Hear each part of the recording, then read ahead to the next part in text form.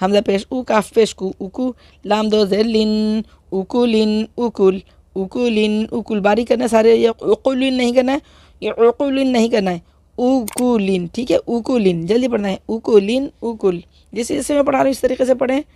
और जो अभी न्यू ज्वाइन जिन्होंने किया है वो पीछे की तख्तियाँ साथ साथ पढ़ेंगे तो उनको अदायगी करने में बहुत आसानी रहेगी, क्योंकि सुंदर मैंने मखारिज अदा करने का बहुत आसानी से तरीका बता दिया। वो ज़्यादा से ज़्यादा शेयर कर दिया करें ताकि आप लोगों की भी नाम अल्लामे में सवाब लिखा जा सके इंशाल्लाह। कमेंट्स करके अगर मुझसे आपसे कोई पूछना चाहें वो कोई बात तो आप मुझसे मेरे इनबॉक्स में मालूम कर सकते हैं, ठीक है। और अगर आप चाहते हैं कि आपको सदका जारी बने आपके लिए तो आप इसको शेयर करें, सब्सक्राइब करें और इंस्टाग्राम, फेसबुक और यूट्यूब पे आपको वीडियोस इंशाल्लाह मिलती रहेंगी ताकि आप लोग आसानी के साथ कुरान पढ़ सकें।